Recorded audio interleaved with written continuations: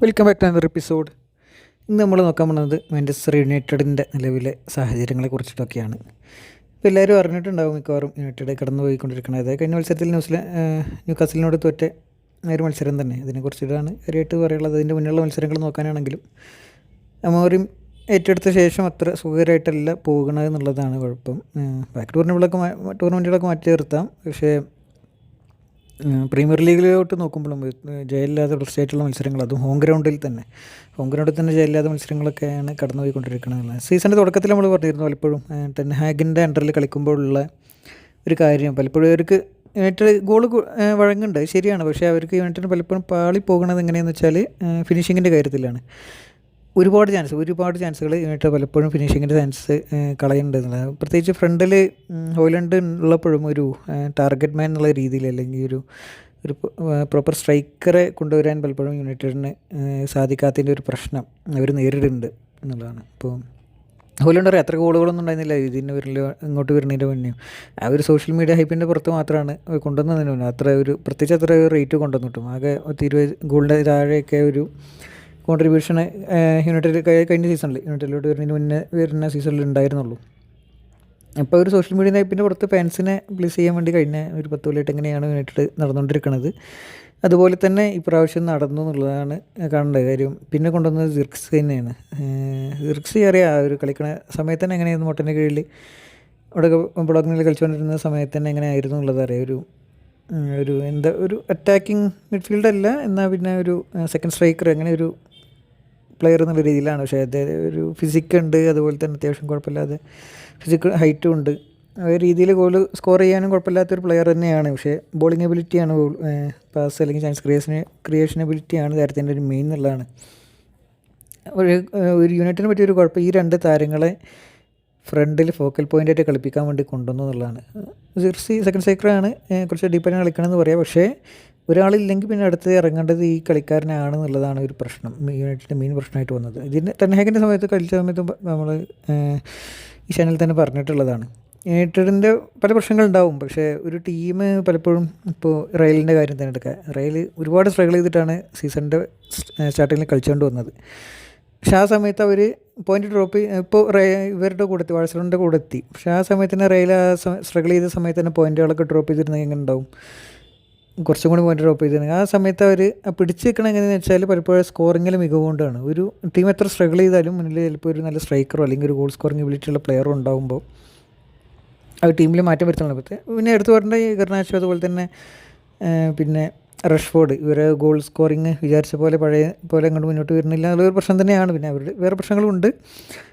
Social മീഡിയയിലൊക്കെ കാണുന്ന പോലെ തന്നെ ഒരു ഡ്രസ്സിങ് റൂമിലോ അല്ലെങ്കിൽ കോച്ച് ടീമിൽ കൊണ്ടുവരാൻ ഉദ്ദേശിക്കുന്നവരുടെ ആറ്റിറ്റ്യൂഡ് കൊണ്ടുള്ള പ്രശ്നങ്ങളോ ഒക്കെ ഉണ്ടാവും. അതൊക്കെ മാറ്റി നിർത്തി നോക്കിക്കഴിഞ്ഞാലും ഒരു ഗ്രൗണ്ടിൽ കളിക്കുന്ന സമയത്ത് അവർക്കൊരു ഫ്രണ്ടിൽ ഫോക്കൽ പോയിൻ്റ് അല്ലെങ്കിൽ സ്ഥിരമായിട്ട് ഗോൾ സ്കോർ ചെയ്യാൻ പറ്റുന്ന ഒരു പ്രശ്നം. ഇന്നലെ തന്നെ ആ കസമിറോ മിസ്സാക്കിയ ചാൻസ്, കസമിറോ ആണ് ആ ഒരു ഫ്രണ്ടിലോട്ട് ബോൾ എന്നപ്പോൾ ബോക്സിലുള്ളത് എന്നുള്ളതാണ് കസമിറോ. പിന്നെ അതുപോലെ തന്നെ വേറെ 1-2 ചാൻസുകളൊക്കെ ഉണ്ട്. ഇപ്പോൾ ഇത്ര ഒരു ക്രൂഷ്യൽ സിറ്റുവേഷനിൽ ഇപ്പോൾ ബാഴ്സലോണ കാര്യം എടുക്കുകയാണെങ്കിൽ ലെവൻഡോസ്കിയെ കഴിഞ്ഞ മത്സരങ്ങളൊക്കെ മിസ്സാക്കിയത് അറിയാം. അപ്പോൾ ആ അവസരങ്ങളിൽ ഗോൾ സ്കോർ ചെയ്യാൻ പറ്റാതിരിക്കുക എന്നുള്ളത് ടീമിന്, പ്രത്യേകിച്ച് സ്ട്രഗിൾ ചെയ്യുന്ന ടീമും കൂടിയാണെങ്കിൽ ആ വലിയ വില കൊടുക്കേണ്ടി വരും എന്നുള്ളതാണ്. എന്നിട്ട് വരുന്ന ഒരു പ്രശ്നം അതാണ്. പിന്നെ ഗോളുകൾ വഴങ്ങിയത് എടുത്ത് പറയണമെന്നില്ല കാര്യം. മാർട്ടിനസ് അത്ര ഫോമിലൊന്നും അല്ല. ന്യൂകാസിൽ അടിച്ച 2 ഗോളുകളും ഏകദേശം ഒരേപോലെ തന്നെയാണ് വന്നത്. 2 ഗോളും ഒരുപോലെ മാർക്ക് ചെയ്യാനുണ്ടായിരുന്നത് മസ്രാവ് ചെയ്യുന്നു. ഇങ്ങനെ വന്നപ്പോൾ നേരെ ബ്ലോക്ക് ചെയ്യാൻ നോക്കി സാധിച്ചില്ല. ക്രോസ് വന്നു, അത് ഗോളായി. മാർട്ടിനസിനെ മാത്രമല്ല ബോക്സിൽ പിന്നെ ഡിലൈറ്റിൻ്റെ കാര്യം നമ്മൾ പലപ്പോഴും പറഞ്ഞിട്ടുണ്ട്. ഡിലൈറ്റ് അത്ര ഹൈറ്റ് ഫിസിക്കൊക്കെയുള്ള പ്ലെയറാണ്. പക്ഷേ വേണ്ട സമയത്ത് പൊസിഷനിലോട്ട് വരാൻ പലപ്പോഴും ഡിലൈറ്റിന് കഴിയാറില്ല.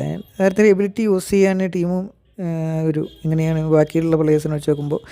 മഗ്വയർ ഹെഡ് ക്ലിയറൻസ് ഒക്കെ അടിപൊളിയാണ്. പക്ഷേ ഇങ്ങനെ ഒരു പ്ലെയർ ആരൊക്കെ ബോക്സിലോട്ട് വരും അതിനനുസരിച്ച് ഡിലൈറ്റിനെ കൊണ്ട് മാർക്ക് ചെയ്യിപ്പിക്കാൻ താരം വരില്ല എന്നുള്ളത് തന്നെ ഇതിനു മുന്നേ പറഞ്ഞിട്ടുള്ളതാണ്. പലപ്പോഴും കഴിയാതെ ഇതിനു മുന്നിലുള്ള പല മത്സരങ്ങൾ, പല ടീം യുവൻറ്റസിലാണെങ്കിലും ബയേണിലാണെങ്കിലും കളിച്ചപ്പോഴൊക്കെ ഉള്ള ഒരു പ്രശ്നം ഗ്രൗണ്ടിൽ വരുന്ന ഡിഫൻസിലൊക്കെ താരം പലപ്പോഴും അടിപൊളിക്കാരും. പക്ഷേ പലപ്പോഴും കൗണ്ടർ വരുമ്പോൾ ഔട്ട് ഓഫ് പൊസിഷനായി പോവുക, അതുപോലെ തന്നെ എയറിൽ വരുമ്പോൾ, അതായത് ക്രോസ് സെൻറ്റൊക്കെ വരുമ്പോഴുള്ള കാര്യത്തിൻ്റെ പ്രശ്നങ്ങൾ ഞാൻ പലപ്പോഴും പറഞ്ഞിട്ടുള്ളതാണ്. ഇപ്പോൾ ഇങ്ങനെ പല പ്രശ്നങ്ങളിലൂടെയാണ് യുണൈറ്റഡ് പോയിക്കൊണ്ടിരിക്കുന്നത്. പിന്നെ അതിൻ്റെ പുറമെ ഇന്നലെ ഇറക്കിയ മിഡ്ഫീൽഡ് തന്നെ ഒരു ട്രോളായിട്ട് തന്നെ കണ്ടിട്ടുണ്ടാവും.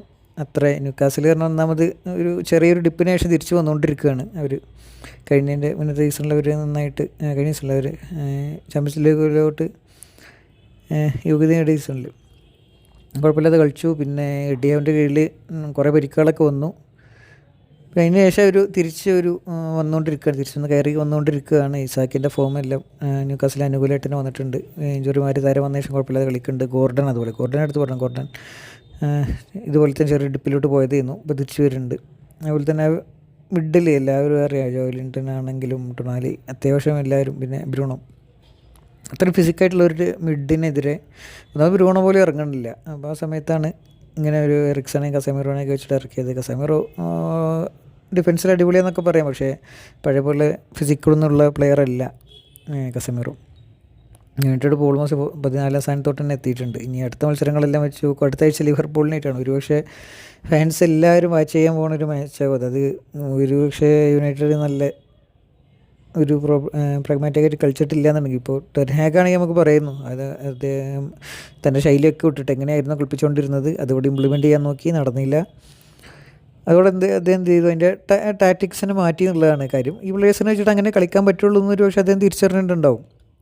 അതിന് പിന്നെ റാഗ്നിക്കോ അല്ലെങ്കിൽ റൊണാൾഡോ ഒക്കെ പറഞ്ഞ പോലെ മാനേജ്മെൻറ്റിനെതിരെ പറയാൻ നിന്നിട്ടില്ല.